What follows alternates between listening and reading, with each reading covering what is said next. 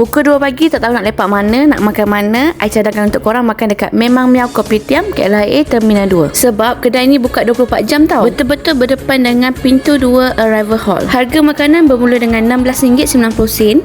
Bolehlah makan makanan tempatan yang berpatutan di airport. Kopi ais and teh tarik ais ni korang kena order tau. Sebab rasa dia pekat and manis tu cukup. Tapi hati-hati bila tuang tu kan dah tumpah macam I. Ini semua makanan yang kita orang makan. So far makanan dia semua sedap-sedap. Portion pun just nice. So sambil-sambil korang tunggu flight, bolehlah korang kenyangkan perut korang dulu. Untuk appetizer kita ada roti bakar, kari pap and also cucuk udang. Favorite I semestinya kari pap sebab kari pap tu ada telur tau. Untuk tiga-tiga makanan berat ni I tak tahu nak pilih mana satu sebab tiga-tiga sedap. Creamy butter chicken rice ni ada masin and pedas sikit so tak muak. Nasi lemak ayam berempah ni, siapa yang suka nasi lemak I rasa korang akan suka. Sambal dia tak terlalu pedas and ayam berempah dia tu sedap sangat. Makan panas-panas memang lagi layan. Last kali kita ada sizzling mushroom mimi. Ini pun I suka juga. Rasa macam vibe-vibe kita makan dekat food court. So mana nak travel tu boleh korang makan dulu kat sini sebelum korang pergi ke luar negara. Nanti rindu makanan Malaysia pula kan. Itu je, bye.